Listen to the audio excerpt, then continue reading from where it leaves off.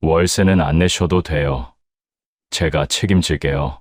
그 말 한마디에 저는 마음을 놓아버렸습니다. 62의 남편을 먼저 보내고 살던 전세까지 정리한 뒤 혼자 원룸을 알아보던 때였습니다. 그 나이에 다시 살 곳을 구한다는 게 그렇게 서러운 일인지 저는 그때 처음 알았습니다. 그런데 친구 소개로 만난 그 건물주는 제 형편을 조용히 들어주더니 아무 조건 없이 빈 방부터 내주었습니다. 저는 그저 따뜻한 사람이라고 생각했습니다. 하지만 시간이 지나고 나서야 알았습니다. 그 사람이 저를 그 집 안으로 들인 이유가 제가 믿었던 그것과는 전혀 달랐다는 거리요. 그는 처음부터 저를 어떤 사람으로 생각했던 걸까요? 시작 전 구독과 좋아요로 함께 해주시고 어느 지역에서 듣고 계신지 댓글로 한 번씩만 남겨주세요. 그곳에 행복이 닿길 바라겠습니다. 저는 62살 이정숙입니다. 남편을 먼저 보내고 나서 처음 한 달은 그냥 멍하게 살았습니다. 뭘 해야 할지 몰랐고 뭘 하고 싶은지도 몰랐습니다. 아침에 눈을 뜨면 옆자리가 비어 있었습니다. 밥을 차려도 마주 앉을 사람이 없었습니다. 저녁이 되면 집이 너무 조용해서 오히려 무서웠습니다. 소리가 없는 게 이렇게 무거운 건지 그전엔 몰랐습니다. 그렇게 한 계절을 보냈습니다. 살림을 정리하기 시작한 건 그 다음이었습니다. 남편 옷이며 신발이며 손때 묻은 물건들을 하나씩 봉투에 담으면서 저는 내내 말이 없었습니다. 울지도 않았습니다. 그냥 손이 움직이는 대로 뒀습니다. 다 치우고 나서 방이 텅 비었을 때 그때서야 실감이 났습니다. 이제 진짜 혼자구나 싶었습니다. 그러다 현실이 들어왔습니다. 전세 계약 만료가 다가오고 있었습니다. 아이들은 각자 살 곳에서 바쁘게 지내고 있었고 저한테 남은 건 빠져나온 전세금 얼마와 매달 나가는 생활비뿐이었습니다. 다시 전세를 구하기엔 돈이 모자랐고 그렇다고 아이들한테 손 벌리기는 죽어도 싫었습니다. 저는 원래 그런 사람이었습니다. 기대는 것보다 혼자 버티는 쪽을 택하는 사람이요. 그래서 원룸을 알아보기 시작했습니다. 처음엔 별거 아니라고 생각했습니다. 방 하나면 되는 거니까요. 크지 않아도 되고 좋지 않아도 된다고 생각했습니다. 문 하나 잠그고 혼자 조용히 잘 수 있으면 그걸로 충분하다고 마음먹었습니다. 그런데 막상 발품을 팔아보니 그게 아니었습니다. 보증금이 적으면 월세가 올라갔고 월세를 낮추면 건물이 너무 낡았습니다. 반지하는 습했고 옥탑은 여름을 버틸 수가 없다고 했습니다. 그나마 사람이 살만하다 싶은 곳은 제 형편에서 한참이었습니다. 부동산을 몇 군데 돌아다니다 보니 자꾸 기운이 빠졌습니다. 중개사 앞에 앉아서 이것저것 듣다 보면 어느 순간 제가 원하는 게 뭔지도 흐릿해졌습니다. 이 나이에 방 하나 구하는 것도 이렇게 힘든 일인가 싶었습니다. 집으로 돌아오는 버스 안에서 창문 밖을 보다 보면 저도 모르게 한숨이 나왔습니다. 부끄러운 한숨이었습니다. 이걸로 한숨을 쉬는 게 맞나 싶으면서도 몸이 먼저 나왔습니다. 62에 방 하나 구하러 다니는 일이 그렇게 서러울 줄 몰랐습니다. 그러던 어느 날 동네 친구 박미자가 저한테 말을 꺼냈습니다. 정수가, 나 아는 분 건물에 빈 방이 하나 있거든. 사정을 한번 얘기해봐. 뭐가 달라질 수도 있어. 저는 크게 기대하지 않았습니다. 아는 사람 소개라는 게 대부분은 그냥 예의상 한번 보는 걸로 끝나는 경우가 많잖아요. 그래도 달리 방법이 없었습니다. 미자 말대로 한번 따라가 봤습니다. 건물은 동네에서 조금 안쪽으로 들어간 골목에 있었습니다. 크지 않은 상가 건물이었는데 낡지도 않고 그렇다고 번지르르 하지도 않은 딱 오래된 건물 특유의 냄새가 나는 곳이었습니다. 1층엔 작은 가게가 두어 개 들어와 있었고 위층의 세입자들이 몇 명 있는 것 같았습니다. 건물 뒤편으로 돌아가니 관리인이 쓰는 것 같은 작은 공간이 하나 따로 붙어 있었습니다. 방 하나, 부엌 하나, 창문 하나. 그게 전부였지만 햇빛이 들어오는 방향이 나쁘지 않았습니다. 거기서 처음 서태준 씨를 만났습니다. 60 후반쯤 돼 보이는 남자였습니다. 키가 크지는 않았고 옷차림도 수수했습니다. 말수가 많은 편은 아니었는데 제가 어떤 사정으로 방을 알아보게 됐는지 가만히 듣고 있었습니다. 중간에 끊거나 서두르지 않았습니다. 그냥 끝까지 들었습니다. 요즘은 그런 사람이 드물잖아요. 끝까지 가만히 들어주는 사람이요. 그 사람은 그랬습니다. 저는 짧게 말했습니다. 남편을 잃고 전세 계약이 끝나고 혼자 원룸을 알아보고 있다고요. 그러자 그 사람이 잠시 생각하더니 조용하게 말했습니다. 월세는 안 내셔도 돼요. 그건 제가 책임질게요. 저는 순간 잘못 들은 줄 알았습니다. 처음 보는 사람한테 그런 말을 들으리라고는 생각도 못 했으니까요. 되물었습니다. 정말이냐고요. 그 사람은 웃으면서 고개를 끄덕였습니다. 방이 어차피 비어 있는데 혼자 사시는 분한테 형편대로 써도 된다고 했습니다. 저는 그 자리에서 오래 대답을 못했습니다. 고맙다는 말은 나왔습니다.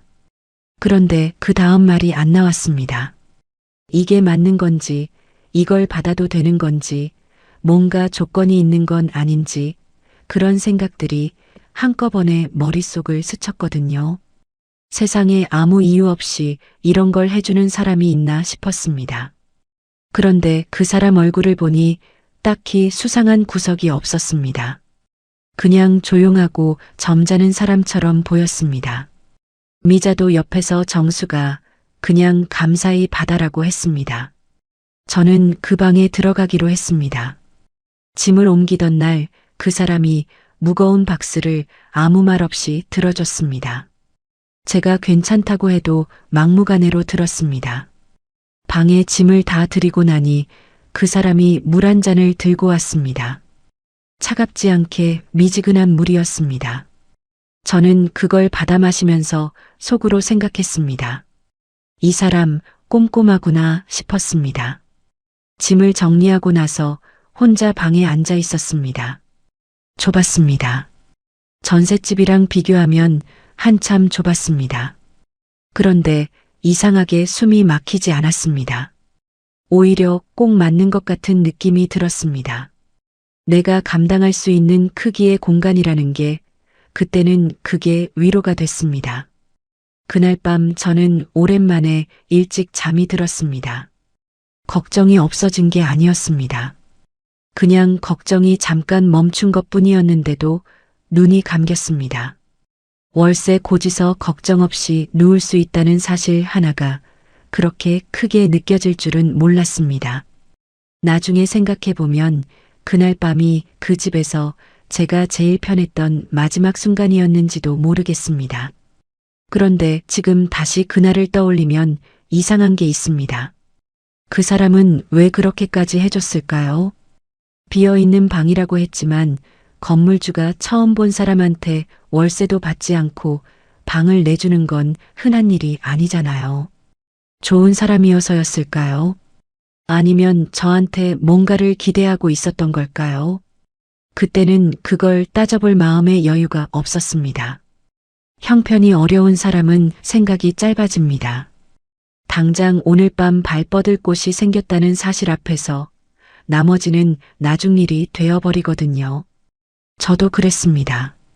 왜 이런 호의를 베푸는지 묻지 않았습니다. 그냥 받았습니다. 그게 시작이었습니다. 그 방에 들어간 날로부터 얼마 지나지 않아 서태준 씨는 저를 더 자주 챙기기 시작했습니다. 아침에 마당을 쓸다가 마주치면 먼저 인사를 했고 장을 보고 돌아오는 길에 무거워 보이면 들어줬습니다.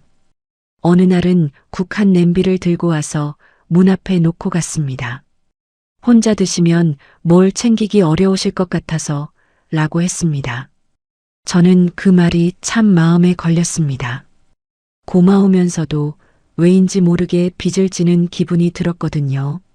그런데 그 불편함이 오래가지 않았습니다. 자꾸 챙겨주다 보니 어느 순간 그냥 익숙해졌습니다. 그게 문제였습니다. 익숙해지면 의심이 줄어드니까요. 그 사람이 저를 왜 그렇게 세심하게 들여다봤는지 저는 그때는 정말 몰랐습니다. 그 방에서 지낸 첫 한 달은 조용했습니다. 아침에 일어나면 혼자 밥을 챙겨 먹고 낮에는 빨래를 하거나 근처 시장을 한 바퀴 돌았습니다.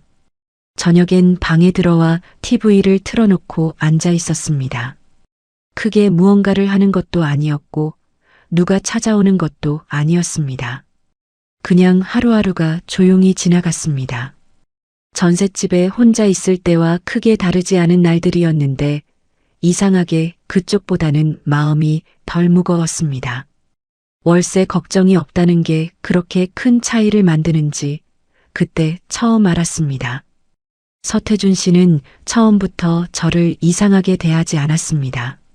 아침에 건물 마당에서 마주치면 가볍게 인사를 했고 제가 장바구니를 들고 들어오면 들어주겠다고 나왔습니다. 처음엔 제가 사양했습니다. 괜찮다고, 별거 아니라고요. 그런데 그 사람은 그냥 슬쩍 들어버렸습니다. 억지스럽지 않게 그냥 자연스럽게요. 그러면 저도 더 말을 못하겠더라고요. 어느 날은 제가 기침을 몇 번 했는데 다음 날 아침 문 앞에 약봉지가 하나 놓여 있었습니다. 쪽지도 없이 그냥 놓여 있었습니다. 처음엔 누가 놓은 건지도 몰랐습니다. 나중에 그 사람이 지나가면서 괜찮으시냐고 묻길래 그때 알았습니다.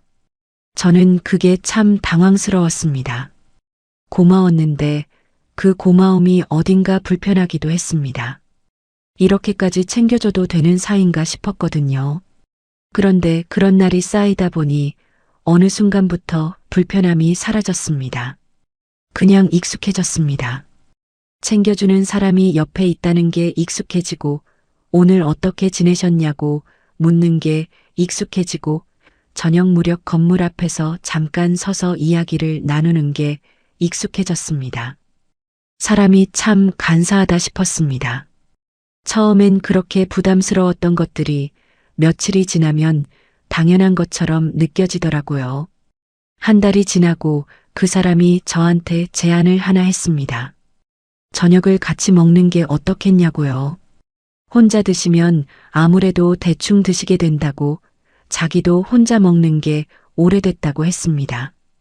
저는 잠깐 생각하다가 그러자고 했습니다. 한 번쯤이야 괜찮지 않겠나 싶었습니다. 그런데 그 한 번이 두 번이 됐고 두 번이 세 번이 됐습니다. 같이 밥을 먹으면서 이야기가 길어졌습니다. 그 사람은 젊었을 때 작은 사업을 했다고 했습니다. 크게 성공한 건 아닌데 건물 하나 남긴 게 그나마 다행이라고 했습니다. 첫 번째 아내는 일찍 떠나보냈고 딸이 둘 있는데 각자 살림을 차리고 나가 있다고 했습니다. 저도 남편 먼저 보낸 이야기, 아이들 다 내보내고 혼자 남은 이야기를 했습니다. 그 사람은 제 말을 끊지 않았습니다. 그냥 듣고 있었습니다.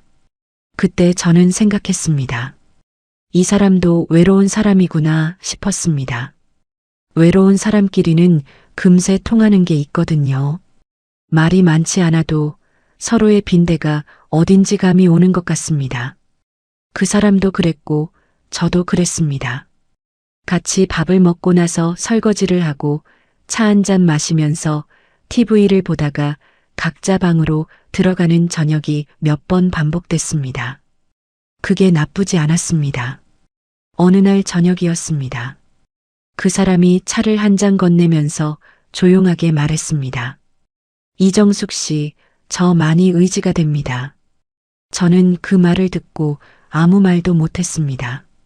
손에 든 찻잔만 가만히 쥐고 있었습니다.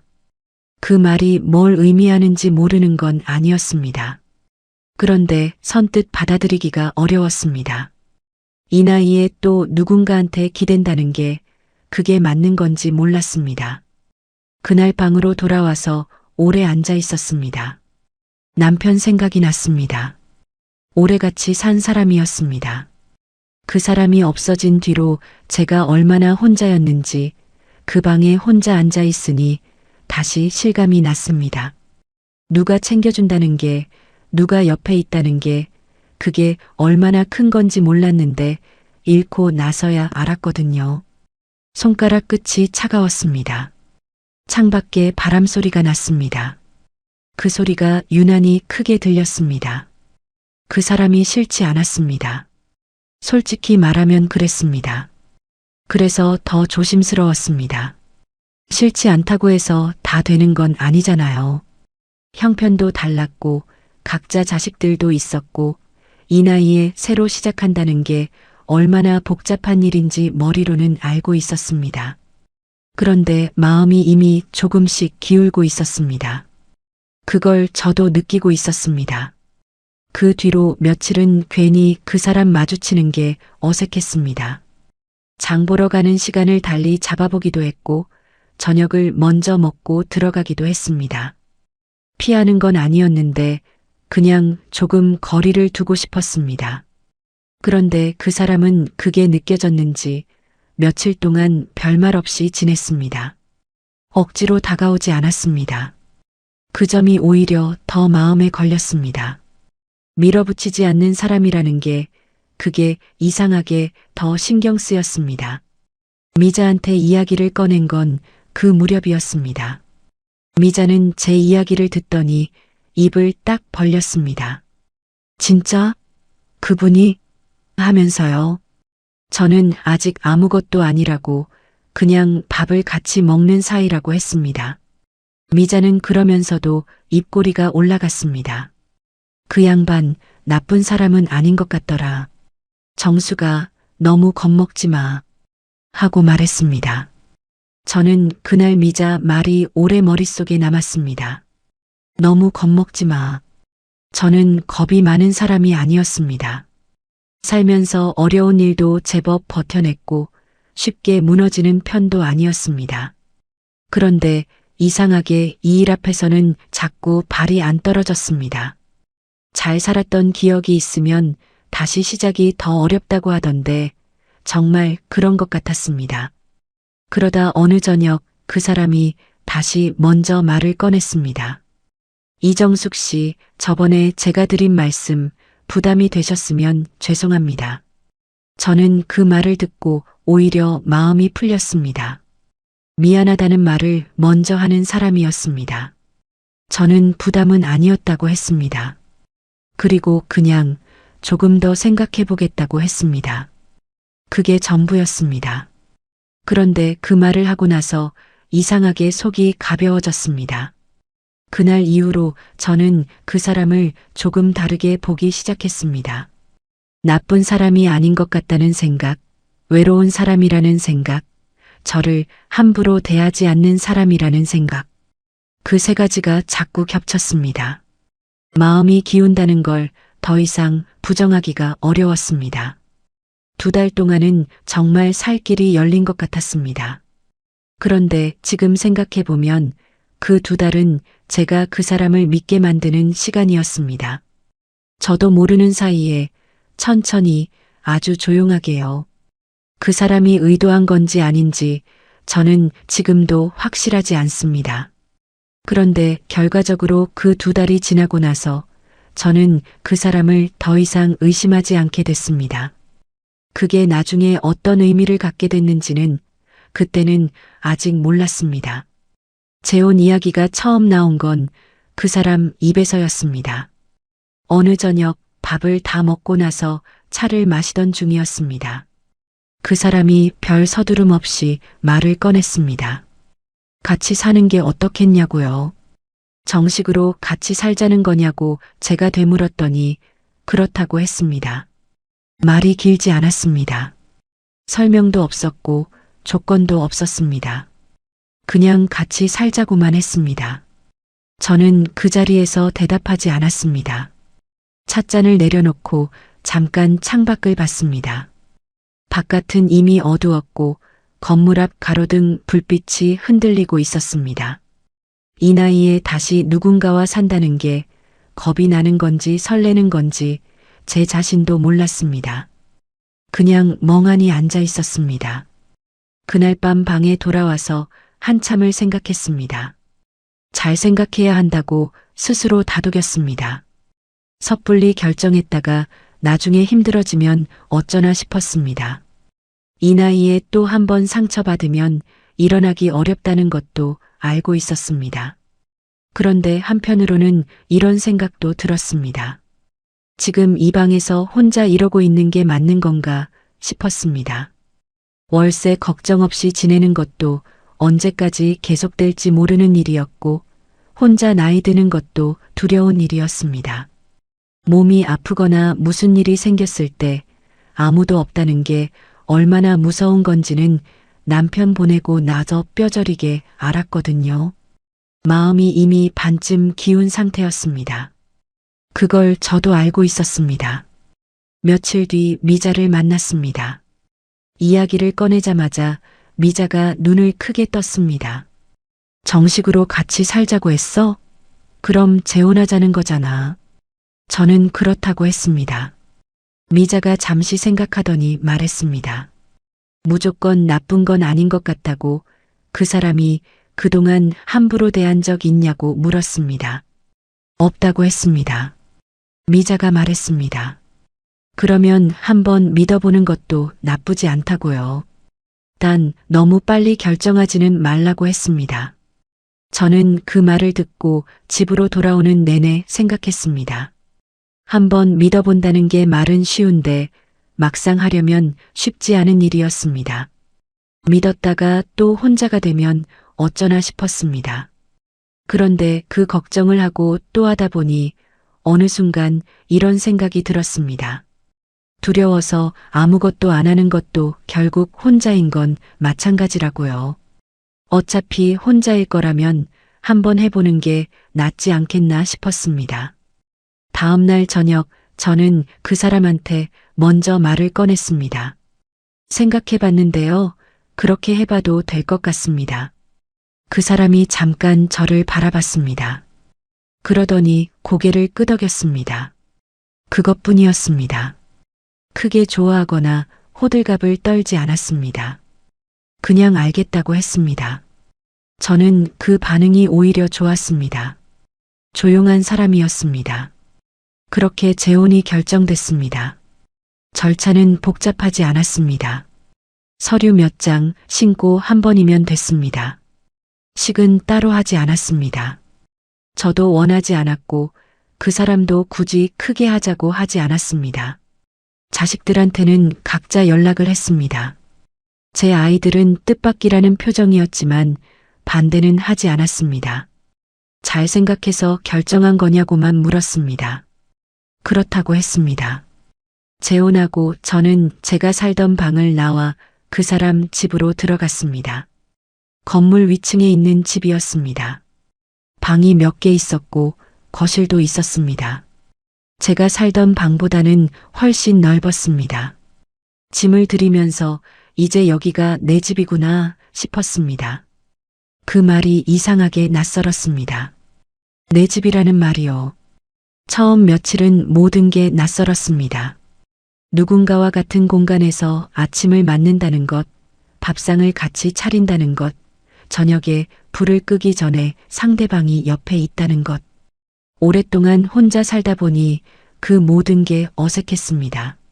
숟가락 놓는 위치도 신경 쓰이고 화장실 쓰는 순서도 신경 쓰이고 괜히 소리를 줄이게 됐습니다. 남의 집에 들어온 것 같은 기분이 한동안 가시지 않았습니다. 그래도 그 사람은 처음엔 크게 뭘 요구하지 않았습니다. 아침에 밥 먹고 싶으면 같이 먹고 아니면 각자 챙겨도 됐습니다. 청소를 제가 하면 고맙다고 했고 제가 안 하면 그 사람이 했습니다. 재혼하고 나서 한 달쯤은 그랬습니다. 그런데 그게 오래가지 않았습니다.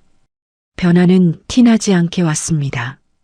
어느 날 세입자한테서 전화가 왔는데 그 사람이 받지 않고 저한테 받으라고 했습니다. 자기가 지금 좀 바쁘다고요.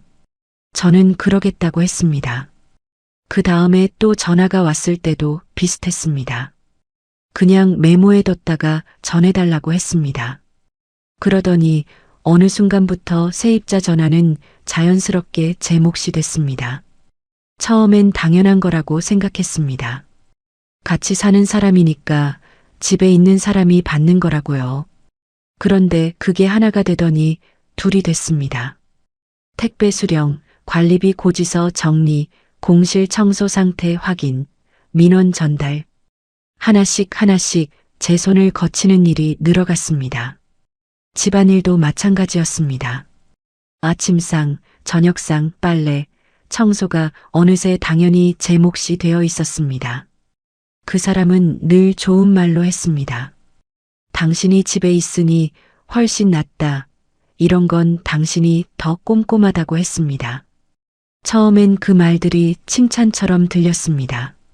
그런데 나중에 가만히 생각해 보니 그 말들은 제 역할을 정해놓는 말이었습니다.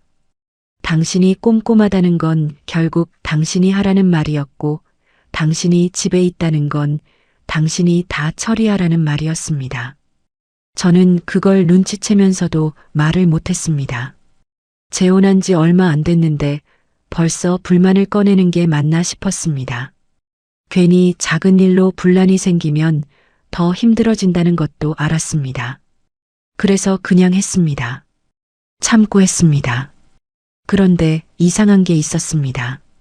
집안일과 건물 일을 다 하고 있었는데 그 사람은 그걸 당연하게 봤습니다.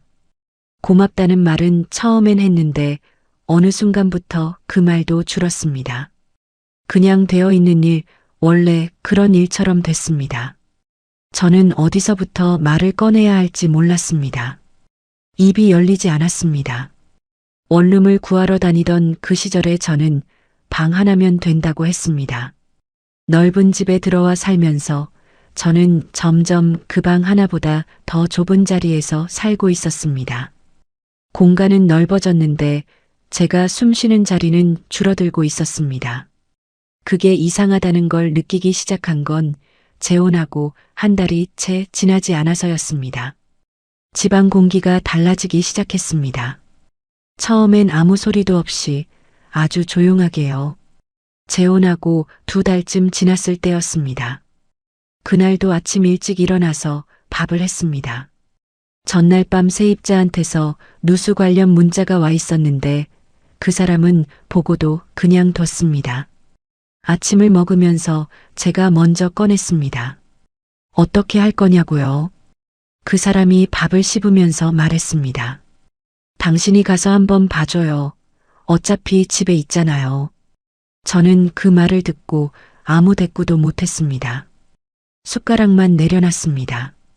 밥을 다 먹지 못했습니다. 그 사람이 나가고 나서 혼자 설거지를 했습니다. 찬물에 손을 담그고 있으니 손끝이 시렸습니다. 그 시림이 이상하게 오래 갔습니다. 설거지가 끝나도 손이 따뜻해지지 않는 것 같았습니다. 그냥 앞치마에 손을 닦고 세입자 쪽으로 올라갔습니다. 어디서 샌다는 건지 직접 눈으로 봐야 했습니다. 계단을 오르면서 생각했습니다. 내가 왜 이걸 하고 있나 싶었습니다. 이상한 건 그런 생각을 하면서도 발은 계속 위로 올라가고 있었다는 겁니다. 그냥 몸이 먼저 움직였습니다. 항의하거나 거부할 생각보다 그냥 하고 많은 쪽이 익숙해져 있었습니다. 언제부터 그렇게 됐는지 모르겠습니다. 어느 순간 그게 제 일상이 되어 있었습니다. 세입자는 3층 구석방에 사는 중년 남자였습니다. 문을 열더니 천장 모서리를 가리켰습니다. 비 오고 나서부터 저기서 물이 떨어진다고 했습니다. 저는 들여다봤습니다. 얼룩이 퍼져 있었고 습기가 올라오는 게 느껴졌습니다. 건물주한테 말씀드리겠다고 했습니다. 세입자가 말했습니다. 건물주 부인이시죠? 하고요. 저는 뭐라고 해야 할지 몰랐습니다. 네, 라고 대답은 했습니다. 그런데 그 말이 입 밖으로 나오는 순간 이상하게 목이 잠겼습니다. 건물주 부인. 맞는 말이었습니다. 그런데 왜인지 그 말이 제 자리를 정확하게 짚어주는 것 같아서 불편했습니다. 저는 아내로 들어간 건데 어느새 건물 관련 일을 처리하러 다니는 사람이 되어 있었습니다. 방으로 돌아와서 그 사람한테 문자를 보냈습니다. 3층에 누수 있다고 수리업체 불러야 할 것 같다고요. 그 사람 답장은 짧았습니다. 알아서 연락해요. 그게 다였습니다. 저는 그 문자를 보고 한참 핸드폰을 들고 있었습니다. 알아서 연락해요. 그 말이 자꾸 머릿속에서 맴돌았습니다. 알아서 연락하라는 건 제가 다 처리하라는 말이었습니다. 업체도 제가 찾고 시간도 제가 잡고 세입자도 제가 응대하라는 말이었습니다. 저는 그 집 건물주 아내였지 건물 관리인이 아니었는데요. 그 경계가 언제부터 이렇게 흐려진 건지 알 수 없었습니다. 업체에 연락했습니다. 사흘 뒤에 온다고 했습니다. 세입자한테 다시 문자를 보냈습니다. 날짜를 알리고 그날 집에 계실 수 있냐고 물었습니다. 세입자가 된다고 했습니다. 그렇게 하루가 지나갔습니다. 저녁을 차리면서 생각했습니다. 오늘 하루 제가 한 일을 떠올려 봤습니다. 아침밥, 설거지, 누수 확인, 업체 연락, 세입자 문자, 점심 준비, 빨래, 저녁 준비. 그 사람은 오전에 나갔다가 오후에 들어와서 소파에 앉아 TV를 봤습니다. 저는 부엌에서 저녁을 하고 있었습니다. 그 장면이 이상하게 선명하게 눈에 들어왔습니다. 부부가 사는 집이면 이 정도는 당연한 건가 싶었습니다. 그런데 이건 당연한 게 아니었습니다. 집안일을 같이 나눠서 하는 게 아니라 제가 다 하고 있었습니다. 건물 일도 제가 다 하고 있었습니다. 그 사람은 지시만 했습니다. 부탁하는 말투였지만 결국 지시였습니다. 알아서 해요. 당신이 하면 돼요. 집에 있잖아요. 그 말들이 다 같은 말이었습니다. 저는 밥상을 차리면서 속으로 계속 되뇌었습니다. 이게 맞나? 이게 맞나? 그런데 입 밖으로는 아무 말도 나오지 않았습니다. 그 사람이 밥을 먹으면서 오늘 3층은 어떻게 됐냐고 물었습니다.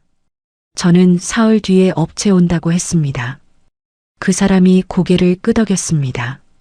수고했네요 하고 말하고는 TV로 눈을 돌렸습니다. 수고했네요. 그 말이 끝이었습니다. 더 묻지 않았습니다. 어떻게 알아봤는지 힘들지는 않았는지 그런 말은 없었습니다. 그냥 처리됐다는 걸 확인하고 끝이었습니다. 저는 그 순간 뭔가가 툭 끊어지는 느낌을 받았습니다. 소리 없이 그냥 조용히 끊어지는 느낌이요. 그날 이후로 저는 조금씩 달라졌습니다. 달라졌다고 해도 겉으로는 티가 나지 않았습니다. 여전히 밥을 했고 빨래를 했고 세입자 전화를 받았습니다. 그런데 속이 달랐습니다. 하면서 자꾸 뭔가를 세고 있었습니다. 오늘 내가 몇 가지를 했고 그 사람은 몇 가지를 했는지를요. 그 숫자가 맞지 않는다는 걸 알면서도 말을 못했습니다. 말을 못한 이유가 있었습니다. 무서웠습니다. 말을 꺼냈다가 그 사람이 섭섭하다고 하면 저는 어떻게 해야 하는지 몰랐습니다. 재혼까지 해놓고 얼마 안 돼서 이런 말을 꺼내는 게 맞는 건지도 몰랐습니다. 참고 지내다 보면 나아질 수도 있지 않을까 하는 생각도 있었습니다. 그래서 그냥 뒀습니다. 하루 더 하면서요. 그런데 하루하루가 쌓이면서 몸이 먼저 신호를 보냈습니다. 어느 날 아침 일어나려는데 허리가 무거웠습니다. 피곤한 건지 아픈 건지 구분이 안 됐습니다. 그냥 무거웠습니다. 그래도 일어났습니다. 밥을 해야 했으니까요. 부엌에 서서 쌀을 씻으면서 저도 모르게 한숨이 나왔습니다. 부끄러운 한숨이었습니다. 이걸로 한숨을 쉬는 게 맞나 싶었습니다. 그런데 몸이 먼저 나왔습니다. 저는 그때 처음으로 이 집에서 내 자리가 어딘지 모르겠다는 생각을 했습니다. 아내 자리는 없었습니다. 일을 처리하는 사람 자리만 있었습니다. 누군가 시키는 걸 받아서 하고 처리되면 다음 걸 받는 자리요. 그 자리에 이름이 있다면 뭐라고 부를 수 있을까 싶었습니다. 아내라고는 못하겠다는 생각이 그때 처음 분명하게 들었습니다. 그 사람은 정말 저를 아내로 생각하고 있었던 걸까요? 처음 딸들이 집에 온 건 재혼하고 한 달쯤 지났을 때였습니다. 큰딸 은주가 먼저 왔습니다. 문을 열고 들어오면서 인사는 했습니다. 그런데 그 인사가 묘했습니다. 저를 보면서 하는 인사가 아니라 방 안을 둘러보면서 하는 인사였습니다. 눈이 냉장고로 갔다가 싱크대로 갔다가 거실 구석으로 갔습니다. 마치 뭔가를 점검하러 온 사람 같았습니다. 저는 차를 내왔습니다. 앉으라고 했습니다. 은주는 앉으면서도 눈을 거두지 않았습니다. 아버지 드실 거 좀 챙겨드렸어요? 저는 그렇다고 했습니다. 매일 아침 저녁 챙긴다고요. 은주가 고개를 끄덕이긴 했는데 그 고개가 수긍하는 고개인지 확인하는 고개인지 알 수 없었습니다. 저는 그냥 차를 마셨습니다. 그날 은주가 아버지랑 둘이서 안방에서 한참 이야기를 했습니다. 저는 부엌에서 저녁 준비를 했습니다. 다만 이상한 건 저는 그 집에서 아내로 살고 있었는데 그 대화에 끼지 못하고 부엌에 서 있었다는 겁니다. 그게 자연스럽게 느껴지는 게 더 이상했습니다. 저녁을 다 차렸습니다. 상을 봐주니 은주가 젓가락을 들면서 말했습니다. 반찬이 좀 짜네요. 아버지 혈압 있으신 거 알고 계시죠? 저는 알고 있다고 했습니다. 짜게 하지 않으려고 신경 쓴다고요. 은주는 그냥 넘어갔습니다. 그런데 그 한마디가 이상하게 오래 남았습니다. 지적이었습니다. 인사치레가 아니라 지적이었습니다. 저는 그걸 느끼면서도 아무 말도 하지 않았습니다. 그 다음 주에는 작은 딸 은미도 왔습니다. 은미는 은주보다는 말이 적었습니다. 그런데 그 말 없음이 오히려 더 불편했습니다. 제가 말을 걸면 짧게 대답했고 제가 뭔가를 내밀면 받기는 했는데 고맙다는 말이 없었습니다. 그냥 가져가는 식이었습니다. 그 사람 딸들에게 저는 아버지 아내가 아니라 그냥 그 집에 있는 사람이었습니다. 그 뒤로 딸들이 자주 드나들었습니다. 올 때마다 분위기가 달랐습니다. 어떤 날은 조용히 왔다 갔고 어떤 날은 불편한 공기를 남겨놓고 갔습니다. 냉장고 문을 열어보면서 왜 이걸 이렇게 샀냐고 하거나 아버지 약은 제때 드리고 있냐고 따지듯 물었습니다. 저는 매번 대답은 했습니다. 그런데 대답할 때마다 뭔가를 해명하는 것 같은 기분이 들었습니다. 잘못한 게 없는데 잘못한 사람처럼 서 있는 느낌이요. 그 사람은 딸들이 올 때마다 반가워했습니다. 당연한 일이었습니다. 자기 딸들이니까요. 그런데 딸들이 오면 그 사람이 저한테 하던 말투가 달라졌습니다. 평소엔 그래도 제 의견을 듣는 척은 했는데 딸들 앞에서는 그 사람이 집의 중심이 되고 저는 옆으로 밀려났습니다. 대화에서 제가 빠지는 게 자연스럽게 됐습니다. 딸들도 저한테 직접 말을 거는 일이 거의 없었습니다. 아버지한테 말하면 그걸로 됐습니다. 저는 그 집에서 점점 투명해지는 것 같았습니다. 있는데 보이지 않는 것처럼요. 밥은 제가 했고 청소는 제가 했고 세입자 전화는 제가 받았는데 그 집에서 저는 없는 사람 취급을 받고 있었습니다. 일은 시키면서 사람으로는 안 보는 것 같았습니다. 그날이 그 집에서 제가 제일 서러웠던 날이었습니다. 가족들이 모두 모인 저녁 자리였습니다. 딸 둘이 다 왔고 그 사람도 있었고 저도 있었습니다. 제가 밥을 다 차려놓고 앉았습니다. 다들 먹기 시작했습니다. 이야기가 오갔습니다. 저는 중간중간 끼어들려고 했는데 쉽지 않았습니다. 대화의 흐름이 세 사람 사이에서만 돌았습니다. 그러다 큰딸 은주가 웃으면서 말했습니다. 아버지 집에 들어와 사시면 이 정도는 하셔야죠. 순간 제 귀에는 그 말 이후로 아무 소리도 들어오지 않았습니다. 사람들 시선이 한꺼번에 제게 쏠렸다가 빠져나가는 게 느껴졌습니다. 저는 손에 들고 있던 물컵만 꼭 쥐고 있었습니다. 들어와 사시면 그 말이요. 저는 들어와 사는 사람이었습니다. 그게 은주 눈에 비친 제 자리였습니다. 이 집 주인의 딸이 이 집 아내를 들어와 사는 사람이라고 불렀습니다. 밥상 앞에서 공개적으로 웃으면서요. 저는 그 말이 어디서부터 어디까지 상처인지 그 순간엔 가늠이 안 됐습니다. 그냥 물컵만 쥐고 있었습니다. 더 서러웠던 건 그 다음이었습니다. 그 사람이 웃으면서 말했습니다. 얘가 말을 좀 세게 한다. 그게 다였습니다. 한마디만 해줘도 됐습니다. 그건 아니더라고요. 그 말 한마디면 됐는데 그 사람은 그냥 웃고 넘겼습니다. 은주도 표정 하나 바꾸지 않았습니다. 은미는 아무 말도 하지 않았습니다. 저는 그 자리에서 혼자였습니다. 밥을 끝까지 먹었습니다. 자리를 박차고 일어나거나 뭔가 말을 하거나 하지 않았습니다. 그냥 끝까지 앉아서 먹었습니다. 그게 저한테 남은 자존심이었습니다. 무너지는 것처럼 보이고 싶지 않았습니다.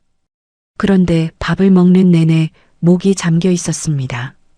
삼키는 게 힘들었습니다. 억지로 씹고 억지로 넘겼습니다. 설거지를 혼자 했습니다. 딸들은 아버지랑 거실에서 이야기를 나눴습니다. 저는 부엌에서 그릇을 닦았습니다. 물소리가 났습니다. 웃음소리도 났습니다. 거실 쪽에서요. 저는 그 소리를 들으면서 그릇을 닦았습니다. 눈물이 나오려고 했는데 나오지 않았습니다. 그냥 눈이 뜨거워졌습니다. 딸들이 돌아가고 나서 그 사람이 부엌으로 왔습니다. 수고했다고 했습니다. 저는 대답하지 않았습니다. 그 사람이 잠깐 저를 봤습니다. 은주가 좀 심했지 하고 말했습니다. 저는 그 말도 대답하지 않았습니다. 뭔가를 말하면 쏟아질 것 같았습니다. 그래서 그냥 그릇을 닦았습니다. 그 사람이 나갔습니다. 저는 혼자 부엌에 서 있었습니다.